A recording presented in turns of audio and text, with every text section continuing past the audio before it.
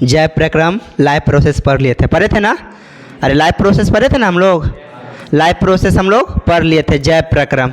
तो जैव प्रक्रम पूरी तरह से ख़त्म किए थे, तब बोले थे कि जैव प्रक्रम में आगे इसको चैप्टर को एनसीईआरटी अलग बांटता है, भारतीय भवन अलग बांटता है। तो दूसरा जो चैप्टर है उसका नाम क्या है? श्वसन। क्या नाम है? श्वसन। तो श्वसन क्या है? श्वसन के बारे में पहले हम लोग चर्चा करते हैं और बताते हैं। और ये क्वेश्चन कल बिहार बोर्ड में साइंस का एग्जाम हुआ था ना परसों, उसमें पूछा हुआ है, श्वसन और प्रकाश संश्लेषण में अंतर बताइए। क्या होता है श्वसन और प्रकाश संश्लेषण में अंतर? वो चीज़ भी हम आपको बताएंगे, क्या होता है श्वसन और क्या होता है प्रकाश संश्लेषण में अंतर।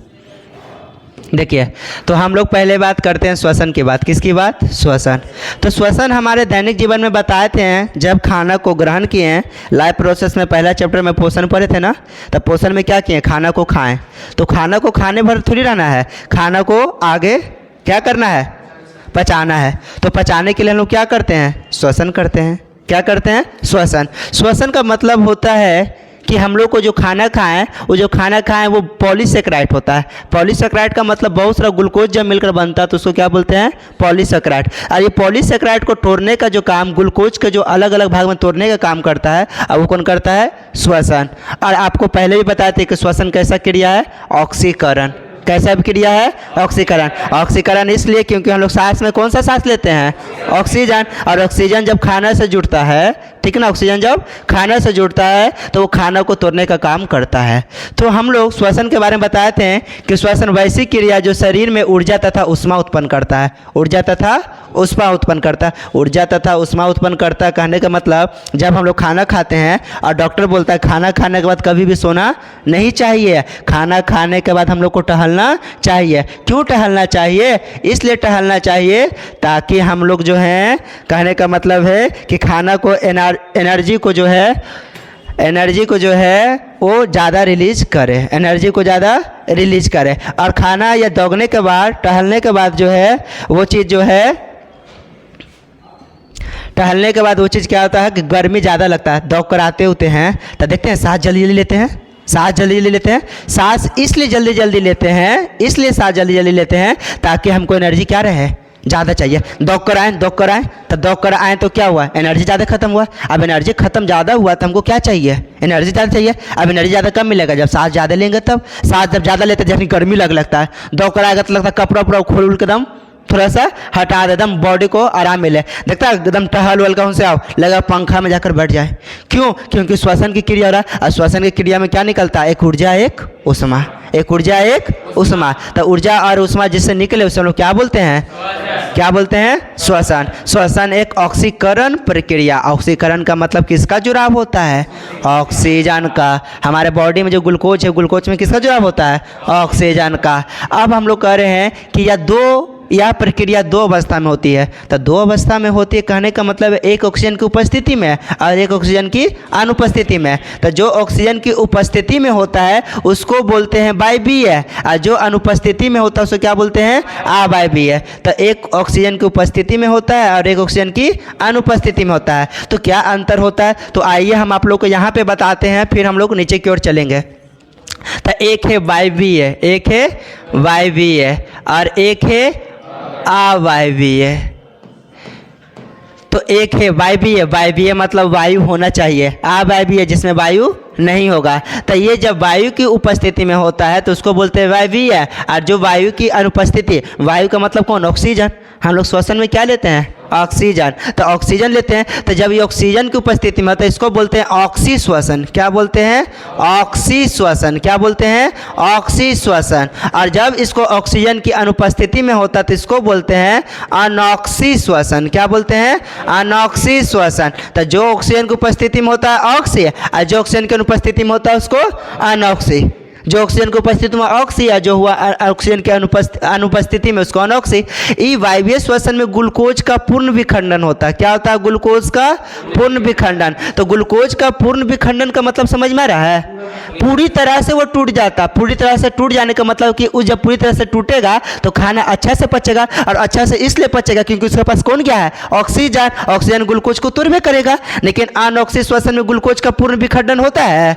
नहीं, आंशिक होता है। ग्लूकोज का क्या होता है? आंशिक विखंडन होता है। क्या होता है? आंशिक विखंडन। तो ग्लूकोज का आंशिक विखंडन करने का मतलब थोड़ा थोड़ा टूटता है, काहे कि उसको उतना टूटने का मौका नहीं मिला। मान के चलो आग लगा रहा है, तो आग लगा रहा है तो केरोसिन तेल डाल दो और ऑक्सीजन दो, तो जल्दी जल्दी आग लगेगा। और वही लगा रहा है आग और वो भीगा हुआ है, वहाँ पे कार्बन डाइऑक्साइड है, पानी डाल रहा है, तो जल्दी आग को जलेगा? नहीं जलेगा। तो यहाँ पे जो ग्लूकोज का तोड़ने का जो काम कर रहा है, यहाँ पे ऑक्सीजन, और यहाँ पे ग्लूकोज नहीं टूट रहा है क्योंकि यहाँ पे ऑक्सीजन है ही नहीं। तो जब ऑक्सीजन है ही नहीं, ठीक ना, जब ऑक्सीजन है ही नहीं तो कहने का मतलब क्या है? ये चीज़ होगा काम? नहीं। कहने का मतलब वायवीय श्वसन 2 चरण में होता है। कितना चरण में होता है? 2 चरण में। पहला हम लोग आप लोग को बात किए थे, आप बोले थे कि पहला जो चरण था वो कौन था? कोशिका द्रव। कितना चरण में होता है? 2 चरण में। पहला कौन सा जगह पे?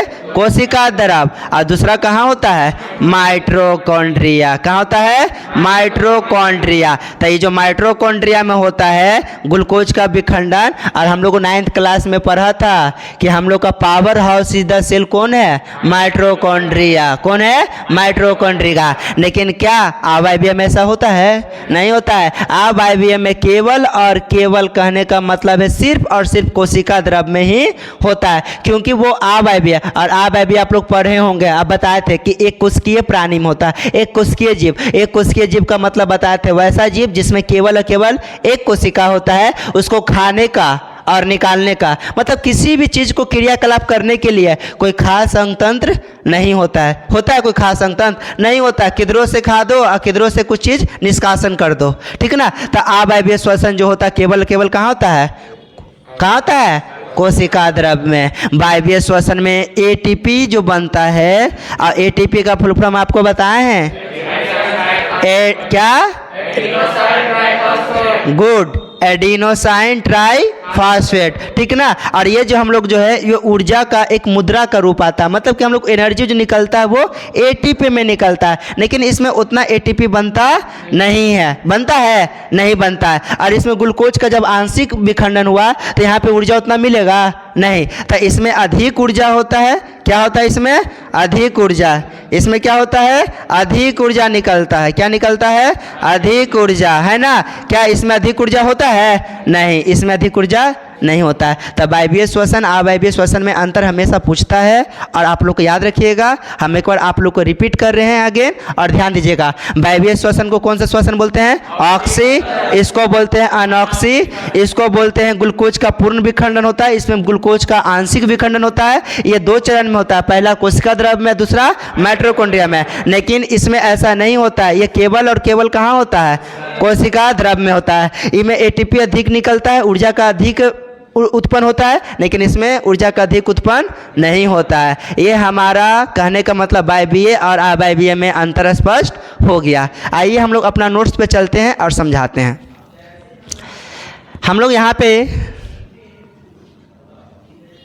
देखिए, एक है अवायवीय और एक है वायवीय। तो अवायवीय में लिखता है ऑक्सीजन की अनुपस्थिति में ग्लूकोज के आंशिक विखंडन। आंशिक विखंडन का मतलब समझा दिए हैं, थोड़ा मोड़ा टूटना, पूरी तरह से वो टूटता नहीं है। होने वाले श्वसन को अवायवीय श्वसन कहते हैं। अवायवीय ऑक्सीजन की उपस्थिति में ग्लूकोज के पूर्ण विखंडन से होने वाले श्वसन को क्या बोलते हैं? वायवीय श्वसन कहते हैं। तो वायवीय और अवायवीय में आप लोग ने अच्छी तरह अंतर को समझ लिया।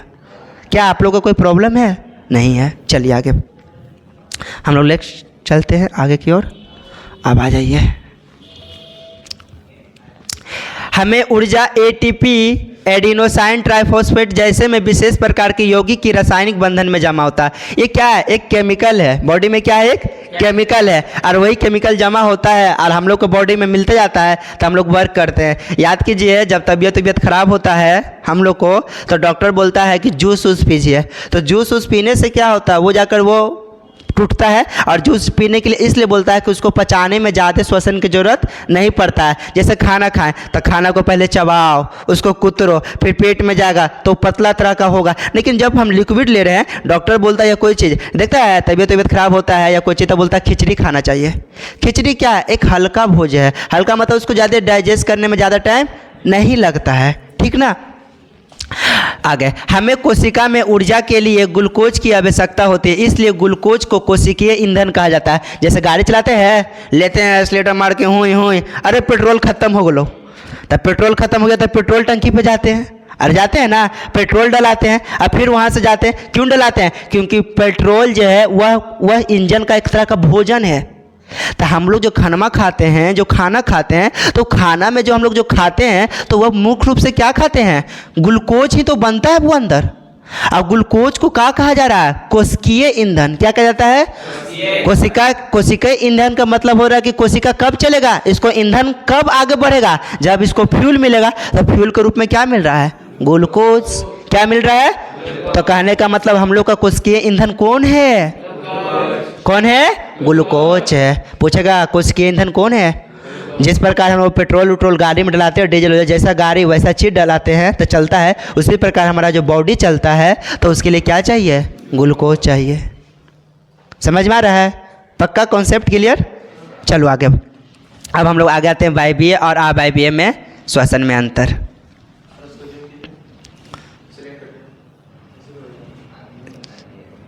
चलो आगे आ जाइए। पहली बात हम बताए थे कि यह ऑक्सीजन की उपस्थिति में होता है और ये ऑक्सीजन की, देखो ना नाम से ही पता चल रहा है, वायवीय वायु है, अवायवीय वायु है नहीं है। तो जो ऑक्सीजन की उपस्थिति में वायवीय है और जो ऑक्सीजन की अनुपस्थिति में अवायवीय है। अब आ जाइए, इसमें ग्लूकोज का पूर्णतः विखंडन होता है। पूर्णतः मतलब क्या? पूरी तरह से टूट जाएगा। खाना उना खाइए और अच्छा से दौड़िए, चलिए। देखते हैं डॉक्टर बोलता है या कुछ, लेबर मजदूर को देखे हो, लेबर मजदूर जो खाना ना खाता है, समोसा लिट्टी जो मिल जाए, ढलैया किया, मैडम आज कुछ बनना चाहिए, पूजा वूजा किए हैं तो कुछ खिलेवा उलेवा। हम बोलते हैं कि जो बनाना रहता है बोलता है कि बना कर खिला देंगे, और जो नहीं तो समोसा लिट्टी लाता है। सोचो लोग पर डे तेल वाला चीज़ खा रहा है, लिट्टी समोसा ये वो, फिर भी डाइजेस्ट कर रहा है, खाना को अच्छी तरह से पचा रहा है। लेकिन हम लोग कर ले तो नहीं होगा, पता चलेगा कि लूज मौसम हो गया है ना। क्यों? क्योंकि वो पूरी तरह से टूट पाया पेट में नहीं, तो सिस्टम हो गया खराब। लेकिन लेबर मजदूर क्या है? ढलैया करता है, मसाला ले जाता है उतना भारी भारी, ऊपर नीचे चढ़ता है, वो खाना में तो सही टूट जाता है। टूट गया, वहाँ पे ग्लूकोज का क्या हो गया? पूर्णतः विखंडन हो गया। आज जब पूर्णतः विखंडन हो गया तो लेबर मजदूर देखती हो खाना खाता है, पूरी अच्छा तरह से खाना पच भी जाता है। वो लोग का खाना और हम लोग का खाने में बहुत अंतर रहेगा। वो लोग हार्ड वर्क करता मतलब श्वसन ज़्यादा लेता है, श्वसन ज़्यादा लेता तो खाना जल्दी पच जाता है। लेकिन हम लोग खाना जल्दी पचता है? नहीं पचता है, ठीक ना। आगे इसमें ग्लूकोज की आंशिक विखंडन होता है। आंशिक मतलब पूरी तरह से टूटता उठता नहीं है। ताकि क्यों नहीं टूटता है? क्योंकि वहाँ पे ऑक्सीजन जाता नहीं है। आ जाओ, वायवीय श्वसन में अधिक ऊर्जा का निर्माण होता है। जितना ज़्यादा टूटेगा उतना ज़्यादा एनर्जी निकलेगा।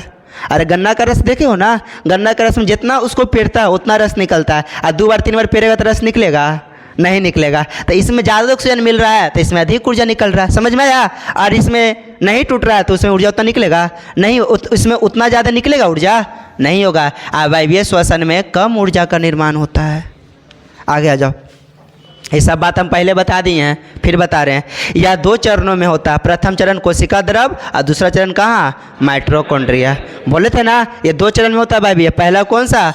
कोशिका द्रव और दूसरा माइटोकॉन्ड्रिया। और यह केवल और केवल कहाँ होता है? कोशिका द्रव में, ठीक ना। ये वायवीय श्वसन होता है जो बहुकोशिकीय में, और अवायवीय कोशिका जो होता है अवायवीय श्वसन होता है एक कोशिकीय में। उतना उसके पास अंगतंत्र विकसित नहीं है बुआ, इसे ऑक्सी श्वसन कहते हैं। ये बात पहले भी बताएं, क्योंकि ऑक्सीजन की उपस्थिति में होता है तब ऑक्सी श्वसन, और यहाँ ऑक्सीजन की अनुपस्थिति में होता है तब अनऑक्सी श्वसन। याद रहेगा ना आप लोग को? याद होना चाहिए, इस कदम नहीं भूलना चाहिए चैप्टर। अब आगे आ जाइए, ये आपका एनसीईआरटी में भी दिया हुआ है आपका, और ये समझिएगा बहुत ज़रूरी है। हम यहाँ पे आप लोग को समझा रहे हैं। ये है हमारा ग्लूकोज। क्या है ये हमारा? ग्लूकोज। क्या है हमारा ये?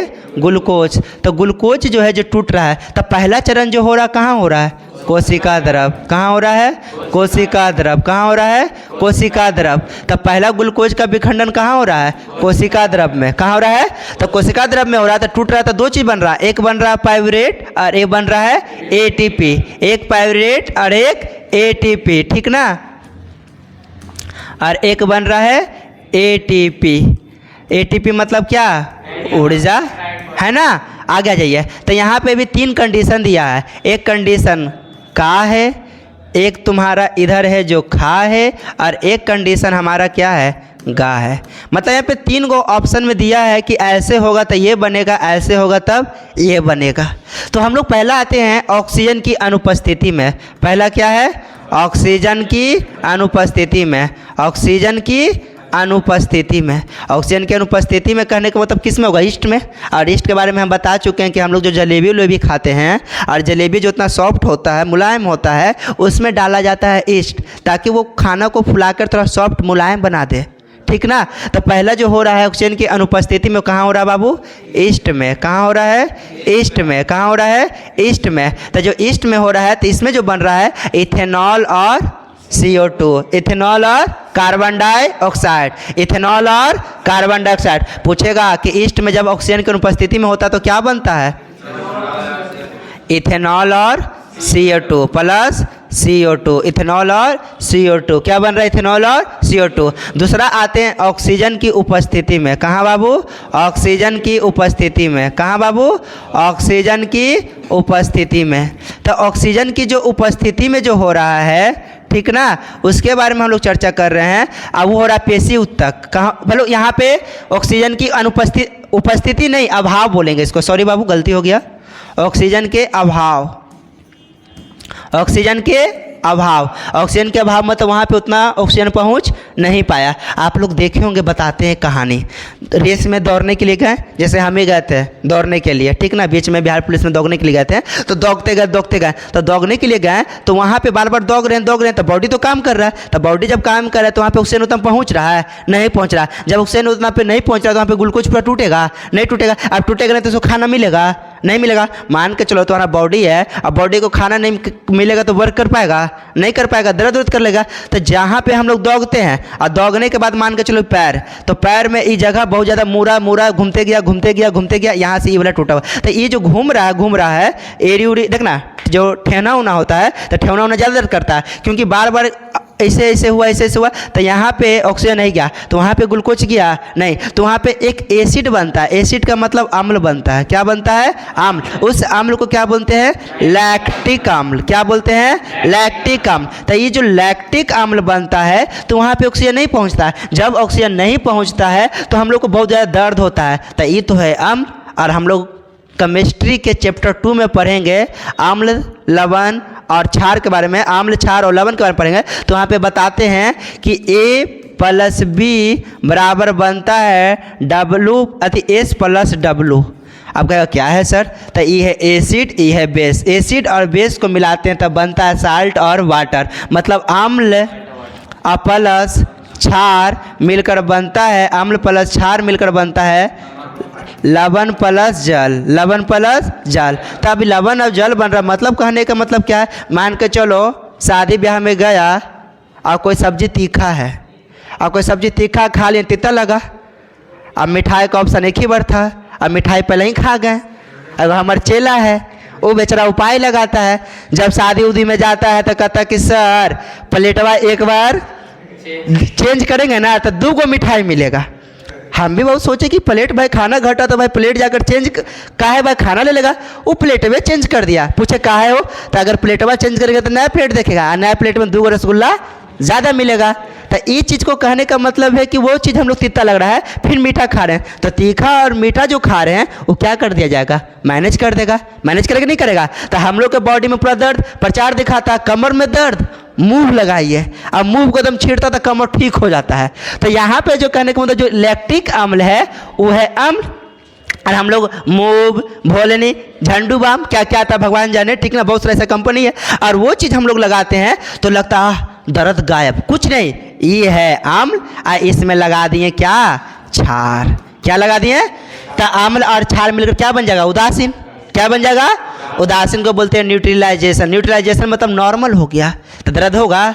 नहीं होगा। तो हम लोग जब कभी ज़्यादा चलते हैं, ज़्यादा दौड़ते हैं, तो वहाँ पे एक तरह का अम्ल बनता है। उस अम्ल को हम लोग बोलते हैं क्या? लैक्टिक अम्ल। और वही लैक्टिक अम्ल जब दर्द करता है तो हम लोग झंडू बाम हो जाए, मूव हो जाए, भोलनी हो जाए, लगा कर क्या कर लेते हैं? वहाँ पे ठीक कर लेते हैं। क्यों होता है? ऑक्सीजन के अभाव में। ऑक्सीजन के अभाव में पेशी में क्या बनता है? लैक्टिक अम्ल। अब हम लोग आते हैं ऑक्सीजन की उपस्थिति में। क्या बाबू? ऑक्सीजन की उपस्थिति में। ऑक्सीजन की उपस्थिति में। आप कहेगा कि ऑक्सीजन की उपस्थिति में मतलब क्या भैया? तो हाँ, हमारा बॉडी में रियल जो खाना का ग्लूकोज का विखंडन होता है वो ऑक्सीजन की उपस्थिति में होता है। और ऑक्सीजन की उपस्थिति में जब ग्लूकोज का पूर्ण विखंडन होता है तो मिलता है हम लोग को CO2 प्लस H2O प्लस ऊर्जा। और यही ऊर्जा प्लस ऊर्जा जो ATP के रूप में मिलता है, और ये ATP प्लस, और इसी में लिख सकते हैं हम लोग ऊष्मा। मतलब कहने का मतलब जब ग्लूकोज ऑक्सीजन की उपस्थिति में ग्लूकोज का जब विखंडन होता है तो मिलता है CO2 प्लस H2 प्लस ऊर्जा प्लस ऊष्मा। इस तरह से हम लोग देखें कि ग्लूकोज का जो विखंडन हुआ वो 2 चरण में हुआ। कितना चरण में हुआ? 2 चरण में हुआ। पहला कोशिका द्रव में, तो कोशिका द्रव में क्या क्या बना? पाइरूवेट और ATP। यहाँ पे भी 3 कंडीशन दिया गया। कितना कंडीशन? 3। पहला ऑक्सीजन की अनुपस्थिति में किस में हुआ? केवल और केवल ईस्ट में। तो ईस्ट में हुआ तो क्या बनेगा? इथेनॉल और कार्बन डाइऑक्साइड। दूसरा बनेगा, हम लोग आ जाते हैं ऑक्सीजन के अभाव। ऑक्सीजन के अभाव मतलब वहाँ पे ऑक्सीजन पहुँच नहीं पाया। तो जैसे हम लोग ज़्यादा दौड़े चले काम किए तो बॉडी ज़्यादा वर्क किया, तो बॉडी वर्क करते रहा तो वहाँ पे ऑक्सीजन जाएगा? नहीं जाएगा। तो ऑक्सीजन वहाँ पे नहीं जाएगा तो वहाँ पे एक अम्ल बनेगा। उस अम्ल को क्या बोलते हैं?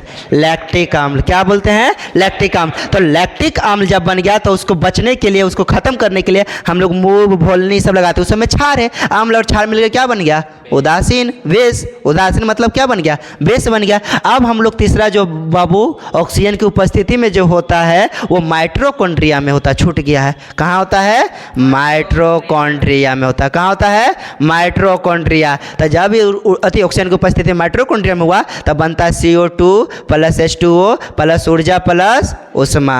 ऊर्जा प्लस ऊष्मा। यहाँ तक किसी को दिख रहा? किसी को दिक्कत? अब आ जाओ, किण्वन क्या है? बहुत लोग पूछता है भैया किण्वन समझ में नहीं आया। आ जाओ। ऑक्सीजन की अनुपस्थिति में ग्लूकोज का आंशिक विखंडन से एथेनॉल और कार्बन डाइऑक्साइड का निर्माण होना किण्वन कहलाता है। किण्वन किस में होता है? ईस्ट में। बहुत लोग कहता है भैया किण्वन समझ नहीं आया। किण्वन कुछ नहीं है, ईस्ट में एक प्रोसेस होता है। और कब होता है? ऑक्सीजन की अनुपस्थिति में। तो ईस्ट में ऑक्सीजन की अनुपस्थिति में जो खनवा टूटता है ना ग्लूकोजवा, वो कोची कोची में टूटता है? 2 चीज़ में टूटता है। एक टूटता है तुम्हारा कौन सा? एथेनॉल। क्या टूटता है? एथेनॉल। और दूसरा क्या है? CO2 plus CO2। मतलब इथेनॉल और CO2 बराबर क्या बोलेंगे? किण्वन। क्या बोलेंगे? किण्वन। क्या बोलेंगे? किण्वन। इथेनॉल प्लस CO2 बराबर किण्वन। किण्वन क्या है? तो जब हम लोग कहने का मतलब है जब हम लोग ईस्ट में इथेनॉल, जब हम लोग ईस्ट को ऑक्सीजन की अनुपस्थिति में जब हम लोग रिएक्शन करवाते हैं तो क्या क्या बनता है? इथेनॉल और CO2। उसी को हम लोग क्या बोलते हैं? किण्वन। और किण्वन किस में होता है? किस में होता है किण्वन? ईस्ट में होता है। यहाँ तक किसी को दिक्कत? किस तरह के? नहीं। चलिए आगे। लैक्टिक अम्ल के बारे में हम लोग बता चुके हैं, चर्चा कर चुके हैं, फिर से बता देते हैं। लिखा हुआ है O2 के अभाव में हमारे पेशियों में, पेशी मतलब क्या? मांसपेशी, अरे मसल्स, हमारे मसल्स में अम्ल का निर्माण होता है। यदि हम बहुत ज़्यादा चलते या दौड़ते हैं तो लैक्टिक अम्ल अधिक मात्रा में जमा होता है, जिस कारण मांसपेशियों में क्या होता है? दर्द या ऐंठन। पूछता है कि बहुत अधिक चलने से, बहुत अधिक दौड़ने से हमारा बॉडी उडी दर्द करता है, तो दर्द करने का मतलब है वहाँ पे ऑक्सीजन पहुँचा। तो जब ऑक्सीजन नहीं पहुंचा तो वहाँ पे कहने का मतलब ग्लूकोज टूटा नहीं। तो जब ग्लूकोज टूटा नहीं तो कौन सा अम्ल बना? लैक्टिक अम्ल। और जब लैक्टिक अम्ल बना तो दर्द होबे करेगा। तो उसके बचाव के लिए हम उपाय बता दिए। मूव लगाओ, बोलनी लगाओ, जो लगाना लगाओ, दर्द को ठीक करो। क्योंकि वो अम्ल है, अम्ल को क्षार के साथ अभिक्रिया कराओगे तो उदासीनीकरण बनेगा। कोई किंतु परंतु नहीं ना। चलो आगे आगे।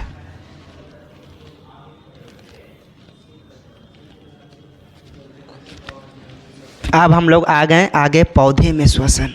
किस में श्वसन? हम लोग में श्वसन हो गया, हम लोग खाना का पचाव चाह रहे हैं, अब पौधा भी तो करेगा। बहुत लोग आधा बचा, इतना लोग को कन्फ्यूजन है कि पूछो मत। बहुत लोग कहता है कि पेड़ पौधा श्वसन में कौन गैस लेता है? CO2 लेता है। और छोड़ता क्या है? ऑक्सीजन। छोड़ता क्या है? ऑक्सीजन। बहुत लोग पूछना पेड़ पौधा कौन सा गैस लेता था? बोलेगा कार्बन डाइऑक्साइड। और छोड़ता कुछ है तो ऑक्सीजन। क्या ऐसा सच्चाई बात है? यही क्वेश्चन पूछा हुआ है, बताओ। तुम लोग को हम बताएं जबकि हम कुछ वैसा बताए नहीं है, और दिखाते क्वेश्चन पूछा हुआ है। दिखाते फ़ोन कितने मेरा? दिखाते हैं क्वेश्चन। तो तो ये कहने का मतलब है वो चीज़ पता भी नहीं है कि क्या है नहीं है, और क्वेश्चन इस तरह से है। अब किताब से कितना कोई कुछ पढ़ लेगा बउआ, तो जब तक ये चीज़ नहीं करेगा नहीं होने वाला है। केशव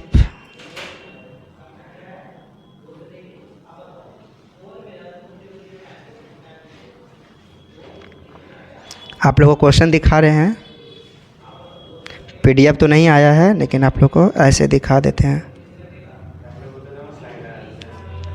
अच्छा कोई बात नहीं है। देखिए अभी हम तो आप लोगों को पढ़ाए नहीं है, मतलब कि बता रहे थे, एग्जाम के बहुत पहले बताए थे, ये सब चीज़ बताए थे ना, एक सप्ताह पहले पढ़ी है। श्वसन और प्रकाश संश्लेषण में अंतर स्पष्ट करें।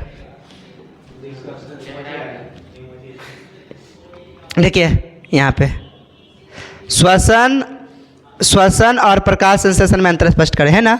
और इस पर बिहार बोर्ड का क्वेश्चन पूछा हुआ है, ये सेकंड सीटिंग का है। बताओ, हम तो बहुत पहले ही बताए थे, ये जो बताए थे कि नहीं बताए थे क्वेश्चन। साइंस का बच्चा एक भी क्वेश्चन छोड़ के नहीं आया, खुद 2 बच्चे थे, वो एग्जाम घड़ी जा रही थी टेंशन में कि सर साइंस कैसे होगा, साइंस कैसे होगा, और एग्जाम के बाद खुद दे कॉल किए, अगर सर सबसे अच्छा एग्जाम में मेरा साइंस से गया है, सबसे अच्छा साइंस गया है। तो साइंस का जितना क्लास में बताएंगे उससे ज़्यादा पढ़ना भी नहीं है, जो सच्चाई बता रहे हैं। ये नहीं कि रिजल्ट आएगा देख लीजिएगा, खुद कॉल करके बोल रही तन्नू कि सर बहुत अच्छा मेरा साइंस से गया। 60 ऑब्जेक्टिव बनाए, 80 में से 60 को, और रंगना के गो है 40 गो है, और सब्जेक्टिव के को नहीं छोड़े, अब बना के बैठे हुए हैं। 60 ऑब्जेक्टिव सही होना मतलब समझ में आ रहा है, कन्फर्म 40 से 40 ऑब्जेक्टिव सही मारेगा। तो ये कहने का मतलब है, अभी आप लोग को क्वेश्चन दिखाएंगे, सुरमनी सर जो पढ़ा है ना लेंस वाला, ये सब पूरा लेंस से भरल क्वेश्चन है, दर्पण से भरल है। तो अभी एग्जाम खत्म आ जाएगा, सारा क्वेश्चन को लगाकर स्लाइड बाय स्लाइड दिखाएंगे, और प्रत्येक साल का जो सर जो सब्जेक्ट का है ना उसका बताते जाएंगे, सॉल्यूशन के साथ बताएंगे, ठीक ना। चलो आगे, अब आ जाओ पौधे में श्वसन। तो एक तो क्वेश्चन पूछ दिया कि प्रकाश संश्लेषण और श्वसन में क्या अंतर है, तो ये चीज़ को हम पहले भी बताए थे, ठीक ना। अब बताते क्या अंतर है। प्रकाश संश्लेषण और श्वसन दोनों को एक दूसरे से विपरीत है। प्रकाश संश्लेषण में बनता कुछ है ग्लूकोज, और पेड़ पौधा जो बनाएगा चावल गेहूं दाल बाजरा मक्का, वही ना खाते हो। तो प्रकाश संश्लेषण भोजन के रूप में क्या बनाता है, और हम लोग खाना के रूप में क्या खाते हैं, खाते कि नहीं खाते हैं। देखो कितना कॉन्सेप्ट बहुत अच्छा है, पहला चैप्टर जो समझ गया वो दूसरा बहुत अच्छा समझेगा।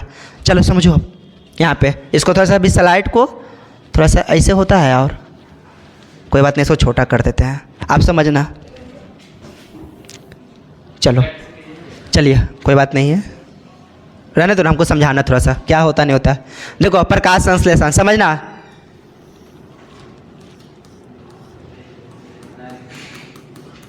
गुस्सा है सूर्य जी, कोई बात नहीं, ये पौधा है हमारा,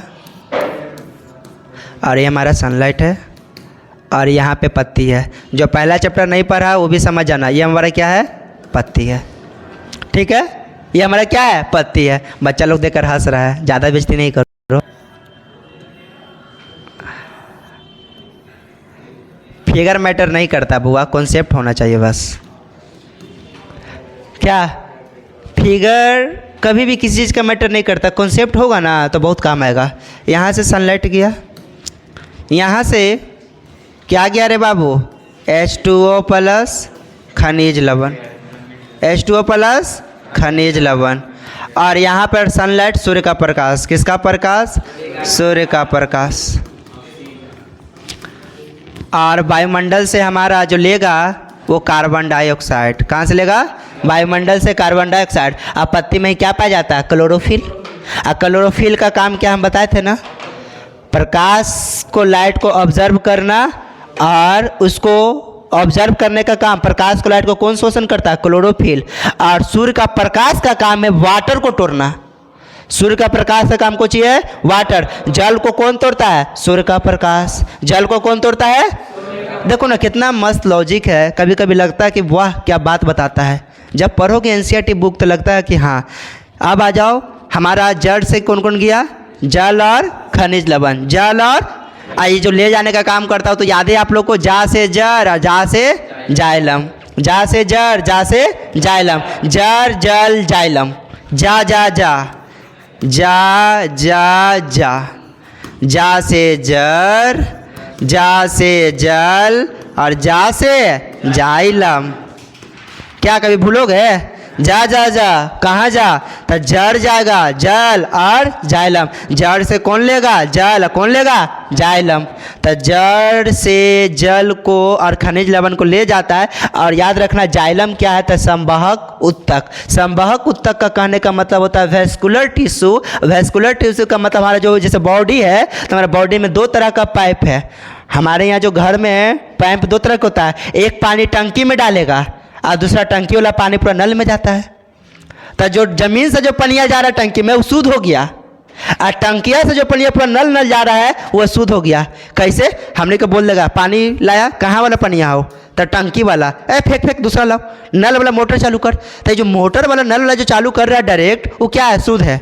वो क्या है? शुद्ध है। आज जो टंकिया वाला रहता है वो शुद्ध रहता है। टंकी वाला पानी कोई मेहमान के पिलाओ, मन भिन में ना रहेगा कि टंकी को कैसन होगा, काय लगल है कि बालू है कि क्या है। लेकिन बोल दो मोटर वाला है, तब बोलेगा कि अच्छा शुद्ध पानी है। कहने का मतलब है कि हमारे बॉडी में दो तरह के ब्लड वेसल्स है, रक्त वाहिनियाँ हैं। एक सीरा, एक धमनी। एक सीरा, एक धा से धमनी, धा से धोया हुआ। तो धोया हुआ मतलब क्या? शुद्ध। अरे धोया मतलब क्या? शुद्ध। तो जो शुद्ध खून को ले जाता है उसको धमनी, धा से धोया हुआ, धा से धमनी। तो कहना धोया हुआ खून को लेता है शुद्ध, और अशुद्ध रक्त को लेता है सीरा। उसी प्रकार इस बॉडी में जो खाना को पहुंचाने का और ले जाने का काम करता है दो गो, एगो धमनी मतलब कि एगो जाइलम और एगो फ्लोएम। तो जाइलम जो ले गया वो ले गया जल को, कहाँ ले गया बाबू? पत्ती के पास। अब पत्ती के पास क्या है? क्लोरोफिल। क्या बाबू? क्लोरोफिल। क्या बाबू? हम लोग जब बिहार बोर्ड के बच्चा थे तो क्लोरोफिल नहीं पढ़ते थे, उसको चलोरोफिल पढ़ते थे।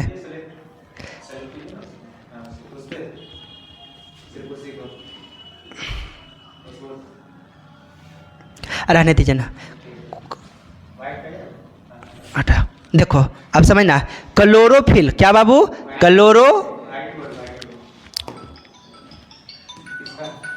क्लोरोफिल, ठीक ना? क्लोरोफिल है, ठीक है। अब देखो यहाँ पे क्लोरोफिल के बारे में समझाते हैं हम आप लोग को, ठीक ना? क्या होता है क्लोरोफिल? क्लोरोफिल का रंग सिर्फ हरा नहीं होता, याद रखना, हम पहले भी बता चुके हैं। लाल सक जो रहता है तो क्या लाल रहता था, क्या उसमें क्लोरोफिल नहीं है? अरे है कि नहीं है? तो क्लोरोफिल जो कहने का मतलब है, ठीक ना, इस तो क्लोरोफिल के बारे में बता रहे थे। किसके बारे में? क्लोरोफिल। और हम लोग को क्लोरोफिल को चलोरोफिल पढ़ते थे, इंग्लिश में जब लिखा जाता था तो चलोरोफिल, क्योंकि उसमें बचपन था तब उतना पता नहीं चलता था। तो अब हम लोग बात करते हैं क्लोरोफिल। तो क्लोरोफिल का काम क्या? सूर्य के प्रकाश को अवशोषण करना।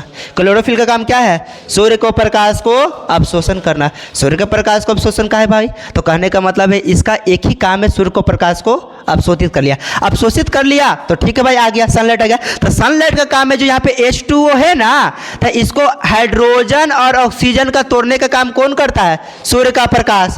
हाइड्रोजन और ऑक्सीजन को कौन तोड़ता है? सूर्य का प्रकाश। सूर्य का प्रकाश का काम है H2 और प्लस O2 में तोड़ना। H2 प्लस O2 में कौन तोड़ता है? सूर्य का प्रकाश। और सूर्य का प्रकाश तोड़ता है तो ये H2 जो है ये बेचारा ये चल जाता है ग्लूकोज के पास, और ये जो है पतिया से बाहर निकलकर O2 जो है ये बाहर निकला तो ये हम लोग के पास श्वसन के पास वातावरण में आ गया, हम लोग उसको ऑक्सीजन के रूप में प्रयोग कर लिए। तो प्रकाश संश्लेषण में क्या का उत्पादन हुआ? ऑक्सीजन का। और लिया क्या? CO2। और प्रकाश संश्लेषण केवल और केवल पत्ती में होता है। इसीलिए कहा जाता है पेड़ पौधा का रसोई घर कौन है? पत्ती। पेड़ पौधा का किचन कौन है? पत्ती। हम लोग खाना जो घर में बनता है तो हम लोग घर का सब चीज़ बना हुआ है। डाइनिंग टेबल अलग है, बेडरूम अलग है, बाथरूम अलग है, पूजा रूम अलग है, किचन अलग है। तो किचन में खाना बनता है ना, ऐसा थोड़ी कि पूजा रूम में जाके खाना बना देगा, मम्मी पकड़ के कूट देगी, कहेगी किचने रूम में मतलब पूजा रूम में तुम किचन वाला काम कर देगा। नहीं, हम लोग का सब चीज़ बना हुआ है। इसी प्रकार पेड़ पौधा का जो खाना बनता है वो केवल और केवल कहाँ बनता है? पत्ती में। तो पेड़ पौधा को रसोई घर कौन है? पत्ती है।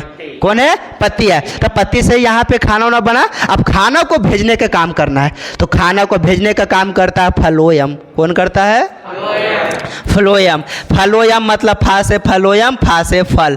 फल का मतलब खाना, खाना बन गया तब पौधा के विभिन्न भाग में जो खाना भेजने का काम करता है वो कौन करता है? फ्लोयम। कौन करता है? फ्लोयम। लेकिन हमको यहाँ पे पढ़ना था श्वसन। प्रकाश संश्लेषण तो बता दिए। प्रकाश संश्लेषण में क्या बना? O2 बना। प्रकाश संश्लेषण में क्या बना? अब प्रकाश संश्लेषण केवल किस में होता है? लेकिन श्वसन पेड़ पौधा के सभी अंग के द्वारा होता है, चाहे वो जड़ हो, चाहे तना हो, चाहे शाखा हो, चाहे पत्ती हो। अब प्रकाश संश्लेषण के दौरान जब CO2 लिया, ऑक्सीजन छोड़ा, लेकिन श्वसन में ऐसा नहीं होता है। श्वसन में पेड़ पौधा जड़ तना पत्ती सब जगह से क्या लेता है? ऑक्सीजन लेता है। और वो भी क्या छोड़ता है? Carbon dioxide. तो आप लोगों को क्वेश्चन पूछता है, VVI क्वेश्चन पूछता है कि रात में पेड़ पौधा के नीचे सोना नहीं चाहिए, भूत पकड़ लेता है ना? भूत आ जाता है, जान मार देता है, गला चिप देता है। अरे नहीं बुर्बक, मान के चलो, समझो। यहाँ पे समझना, रह दीजिए ना, यहाँ पे समझिए, यहाँ पे समझना। मान के चलो ये पौधा है, क्या ये पौधा है। अब पौधा से रात में यहाँ पे लगा दिए खटिया, सुतेगा ना रे खटिया पे रे, लगा दिए खटिया, और खटिया पे कोई के सुता दिए, सुत जा।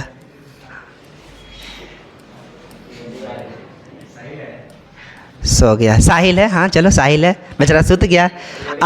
अब सुत गया यहाँ पे, तो यहाँ से जो निकल कर आ रहा है वो निकल के रात में क्या आ रहा है? CO2 आ रहा है। और छोड़ भी क्या रहा है? CO2 छोड़ रहा है। फिर वातावरण में यहाँ पे पूरा क्या मिल गया? CO2। और CO2 जाएगा बॉडी में। और हीमोग्लोबिन जो ऐसन है, ये हीमोग्लोबिन के जानते हो, CO2 लगता है कि ओकर रसमलाई रसगुल्ला है ना, है रसगुल्ला खाए वाला, दम्मा बाबू मेरे पास आओ। और हीमोग्लोबिन ले जाकर बॉडी में और कार्बन डाइऑक्साइड से मिलकर कार्बोक्सी हीमोग्लोबिन बनाता है। और कार्बोक्सी हीमोग्लोबिन जो बनाता है वह हमारे बॉडी के लिए बहुत जहर का काम करता है। आदमी परल के परल रह जाता है, रात में कहता है कोई चुड़ैल पकड़ लिया, भूत पकड़ लिया, मर गया। नहीं, बॉडी में क्या है? CO2 है, और CO2 बॉडी में गया, आदमी मर गया। इसलिए रात में पेड़ पौधा के पास सोना नहीं चाहिए। दिन में इसलिए नहीं बोलता क्योंकि दिन में प्रकाश संश्लेषण हो रहा है तो ऑक्सीजन निकल रहा है, लेकिन रात में छोड़ कुछ रहा है कार्बन डाइऑक्साइड, कहता कि पेड़ पौधा के नीचे सोना नहीं चाहिए। तब दिन में प्रकाश संश्लेषण में ऑक्सीजन लेता है और दिन में भी श्वसन करता है, संतुलित श्वसन है। अरे पतिया से ले रहा था, जरवा है ना रे, हैं जड़ है ना, तना है ना, शाखा है ना, उसे श्वसन करेगा। तो बताया था ना पहले भी कि नाकवा बंद कर देंगे तब मुहवा से सांस नहीं लेंगे। देखो नाक बंद कर दिया, बोलो कितना देर तक कहेगा रहला, कर रहे हैं ना। तो वो अलग अलग जगह से लेता है। खत्म, रहने दीजिए आज तक यहीं, कल इसको हम आगे बताएंगे, ठीक ना, पूरी अच्छी तरह से।